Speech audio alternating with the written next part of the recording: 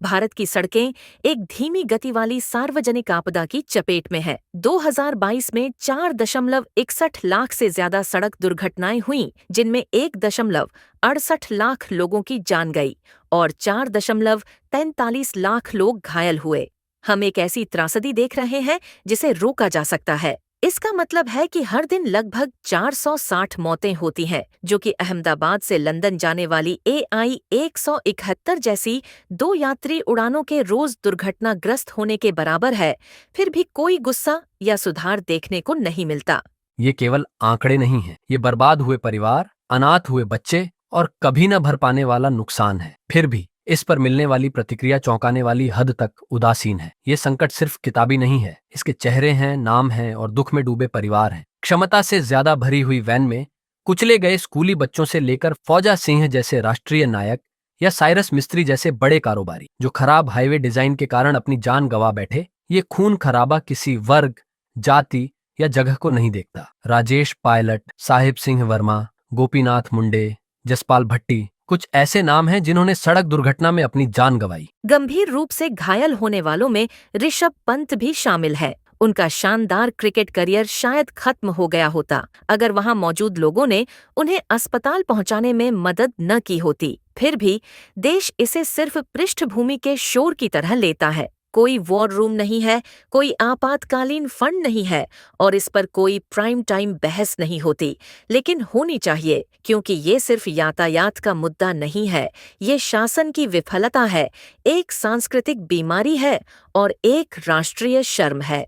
आंकड़े क्या बताते हैं? इस संकट के पीछे नीति की उपेक्षा, खराब प्रवर्तन और व्यवहार में गिरावट का घातक संयोजन है। तेज गति ही 70% से अधिक मौतों का कारण है, जबकि शराब पीकर गाड़ी चलाना, गलत साइड से गाड़ी चलाना और ओवरलोडिंग भरना लगातार होने वाले उल्लंघन है। उत्तर प्रदेश 2022 में 22,595 मौतें, तमिलनाडु सबसे अधिक दुर्घटनाएं और महाराष्ट्र, मध्य प्रदेश, राजस्थान और कर्नाटक जैसे राज्य लगातार खराब आंकड़े दिखाते हैं। खराब सड़क डिजाइन, खासकर रेलवे क्रॉसिंग पर बिना रोशनी वाले ग्रामीण राजमार्ग और शहरी फ्लाईओवर खतरे को और बढ़ाते हैं। भारत की अनियमित सार्वजनिक परिवहन प्रणाली इसकी सड़क सुरक्षा संकट में एक मूक योगदान करता है, खासकर अर्ध शहरी और ग्रामीण क्षेत्रों में। दुखद रूप से कई पीड़ित सबसे कमजोर होते हैं। दोपहिया वाहनों पर दैनिक मजदूर, काम पर पैदल जाने वाली महिलाएं, सुबह टहलने वाले लोग, अनौपचारिक परिवहन का उपयोग करने वाले स्कूली बच्चे। हर दिन स्कूली बच्चों को भीड़भाड़ वाले ऑटो रिक्शा,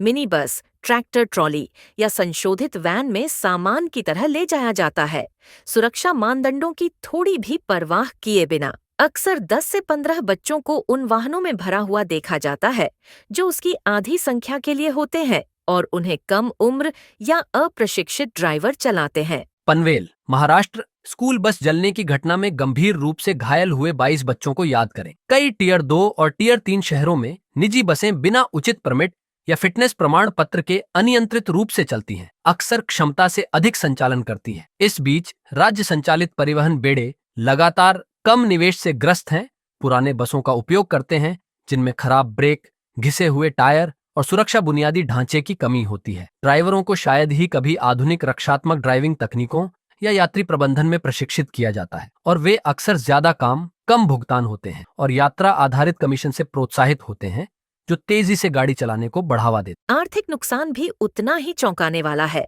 सड़क दुर्घटनाओं से भारत की GDP का सालाना 3 से 5% खर्च होता है, जिससे राष्ट्रीय उत्पादकता, स्वास्थ्य सेवाएं और पारिवारिक बचत खत्म होती है। और ये आंकड़ा पीड़ितों और उनके रिश्तेदारों द्वारा सहे गए अकल्पनीय आघात को शामिल नहीं करता है। भारत सिर्फ जाने नहीं गंवा रहा है, वह अपनी मानव पूंजी खो रहा है। भारत में सड़क पर होने वाली मौतों की दर प्रति 1 लाख आबादी पर 12.8 है, जो विश्व स्तर पर सबसे अधिक में से एक है। इसके विपरीत स्वीडन में प्रति 1 लाख पर केवल 2 मौतें दर्ज होती हैं, जबकि यूके में 2.6 और जापान में सिर्फ 3 मौतें होती हैं। इन देशों ने सख्त प्रवर्तन, अनुशासित ड्राइविंग संस्कृति और बुद्धिमान सड़क डिजाइन के माध्यम से सुरक्षित सड़कें हासिल की हैं। स्वीडन की विजन जीरो नीति से सीखना, जो यातायात दक्षता से ऊपर मानव जीवन को प्राथमिकता देती है, ने सुरक्षा को एक व्यवस्थागत प्राथमिकता बना दिया है। स्वीडन को सड़क सुरक्षा के लिए विश्व स्तर पर एक बेंचमार्क माना जाता है और अच्छे कारण के लिए। 1957 में अपनी अभूतपूर्व विजन जीरो नीति शुरू करने के बाद, जो इस सिद्धांत पर आधारित है कि सड़क पर कोई भी जीवन का नुकसान स्वीकार्य नहीं है,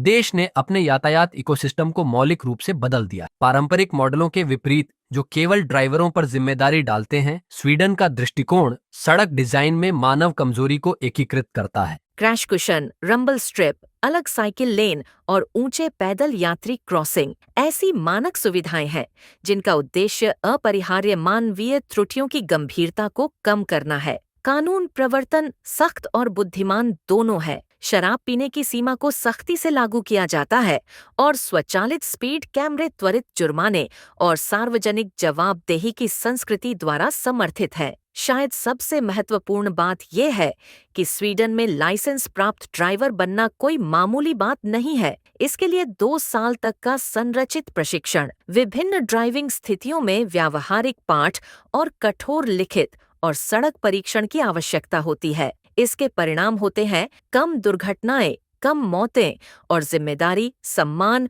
और डिजाइन आधारित सुरक्षा पर आधारित सड़क संस्कृति। इसके विपरीत भारत सड़क अराजकता और कमजोर प्रवर्तन से जूझ रहा है। स्वीडन साबित करता है कि अनुशासित शासन, लोक केंद्रित बुनियादी ढांचा और एक बिना समझौता किए हुए दृष्टिकोण सड़कों को मौत के जाल से सुरक्षित, समावेशी सार्वजनिक स्थानों में बदल सकता है। इस बीच भारत अराजक यातायात, कमजोर विनियमन और खराब बुनियादी ढांचे से जूझ रहा है। ये अंतर्राष्ट्रीय अंतर भारत को शासन और सार्वजनिक सड़क व्यवहार दोनों में वैश्विक सर्वोत्तम प्रथाओं को अपनाने की तत्काल आवश्यकता को उजागर करता है। भारतीय सड़क नीति को स्वीडन के विजन जीरो मॉडल का पालन करने की आवश्यकता है, जो मानव त्रुटि को ध्यान में रखने वाले डिजाइन पर ध्यान केंद्रित करता है। सिस्टम क्यों टूटा हुआ है? भारत की सड़क सुरक्षा प्रणाली टूटने, उदासीनता और दोहरे मानदंडों से चिह्नित है। लाइसेंसिंग अभी भी चौंकाने वाली हद तक लापरवाही भरी है, जो अक्सर योग्यता के बजाय रिश्वत पर आधारित होती है। वाहन फिटनेस परीक्षण शायद ही कभी लागू किए जाते हैं और प्रवर्तन अधिकारी खुद कम स्टाफ वाले, कम वेतन वाले और अक्सर भ्रष्टाचार में लिप्त होते हैं। नियामक निगरानी स्थानीय परिवहन प्राधिकरणों में खंडित रहती है और प्रवर्तन अक्सर बेतरतीब जांच या सतही दंड तक सीमित होता है। परिवहन प्रणालियों को नियमित या डिजिटल करने के प्रयास भ्रष्टाचार, राजनीतिक इच्छाशक्ति की कमी और सार्वजनिक उदासीनता के कारण या तो रुक गए हैं या विफल हो गए हैं। नतीजतन भारत का सार्वजनिक परिवहन लाखों लोगों के लिए जीवन रेखा, कानूनी ग्रे जोन में संचालित होता है, जो यात्रियों की गरिमा और सुरक्षा दोनों से समझौता करता है। खासकर सबसे कमजोर बच्चे, महिलाएं और बुजुर्ग। सार्वजनिक परिवहन खासकर छोटे शहरों में कानून के दायरे के बाहर चलता है, जिसमें अप्रशिक्षित ड्राइवर ओवरलोड और अनियमित वाहनों का संचालन करते हैं। हमारे शहर वाहनों के लिए बने हैं, लोगों के लिए नहीं, जहां फुटपाथ, पैदल यात्री, सिग्नल या सुरक्षित क्रॉसिंग नहीं है। भारत ने जो कुछ सुधार करने की कोशिश की, जैसे मोटर वाहन संशोधन अधिनियम 2019, वे भी या तो कमजोर कर दिए गए हैं या ठीक से लागू नहीं किए गए हैं। इस बीच सड़क व्यवहार गहरे सांस्कृतिक मुद्दों को दर्शाता है। वीआईपी काफिले नियमों का उल्लंघन करते हैं, यहाँ तक कि बिना सीट बेल्ट के भी देखे जाते हैं। हेलमेट को वैकल्पिक माना जाता है, खासकर पीछे बैठने वालों के लिए। जेब्रा क्रॉसिंग को नजरअंदाज किया जाता है। रोड रेज यानी सड़क पर गुस्से का व्यवहार व्यापक है। भारतीय सड़कों पर सहानुभूति की कमी शायद सबसे बड़ी त्रासदी है। एक ऐसी जगह जहां एम्बुलेंस को रास्ता देने के बजाय यातायात में अवरुद्ध किया जाता है। हर स्कूली बच्चा जो अवैध वैन में भरा हुआ है, हर पलटा हुआ राजमार्ग ट्रक, हर अनसुधारा हुआ ब्लैक स्पॉट राज्य द्वारा की गई चूक का एक अपराध है। यदि सड़क सुरक्षा नागरिक समाज का दर्पण है, तो हम उस प्रतिबिंब में विफल हो रहे हैं। सड़क सुरक्षा एक राष्ट्रीय कर्तव्य। इस संकट को समन्वित राष्ट्रीय प्रतिक्रिया की आवश्यकता है। हर सड़क पर हुई मौत को एक नीतिगत विफलता माना जाना चाहिए और बचाई गई हर जान को एक राष्ट्रीय जीत। विनम्र रिपोर्टों और आधे अधूरे प्रवर्तन का समय खत्म हो गया है। भारत को और कानूनों की जरूरत नहीं है, उसे तत्काल कार्रवाई, कठोर जवाबदेही और सड़क व्यवहार में सांस्कृतिक बदलाव की जरूरत है। सबसे पहले भारत को सड़क सुरक्षा को स्वच्छ भारत या डिजिटल इंडिया जितनी ही तत्परता से एक राष्ट्रीय मिशन घोषित करना चाहिए। सार्वजनिक परिवहन को तत्काल निवेश, विनियमन और आधुनिकीकरण की आवश्यकता है, जिसमें केवल गतिशीलता ही नहीं बल्कि गरिमा पर भी ध्यान दिया जाए। जीपीएस ट्रैकिंग, यात्री जवाबदेही या आपातकालीन प्रतिक्रिया प्रोटोकॉल की अनुपस्थिति पूरी प्रणाली को न केवल अक्षम बल्कि घातक बनाती है। इसलिए ambulance GPS, black spot mapping और वास्तविक समय यातायात निगरानी के साथ एक केंद्रीकृत दुर्घटना प्रतिक्रिया प्रणाली को मानक बनना चाहिए। स्कूलों को सड़क शिष्टाचार को विज्ञान और गणित जितनी गंभीरता से पढ़ाना चाहिए। हमें मनोवैज्ञानिक परीक्षण यानी साइकोमेट्रिक टेस्टिंग के साथ ड्राइवर लाइसेंसिंग में सुधार करना चाहिए। एक सार्वभौमिक दुर्घटना प्रतिक्रिया प्रणाली शुरू करनी चाहिए और सभी यात्रियों के लिए हेलमेट और सीट बेल्ट नियमों को लागू करना चाहिए, न कि केवल ड्राइवरों के लिए। अगर हम अपने नागरिकों को दैनिक यात्रा जैसी बुनियादी चीज पर भी सुरक्षा नहीं दे सकते, तो विकास का क्या मतलब है?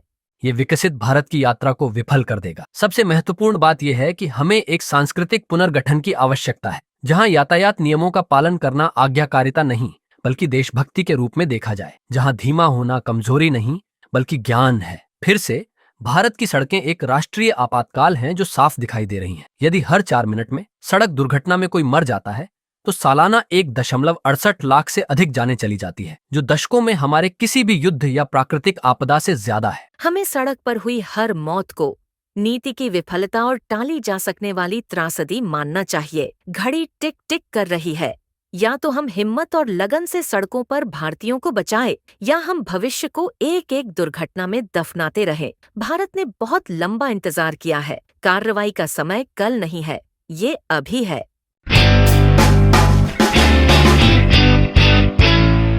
तो ये था एक्सपर्ट एक्स का एक और संस्करण। ऐसे अन्य विषयों के लिए हमसे आगे भी जुड़े रहिए। धन्यवाद।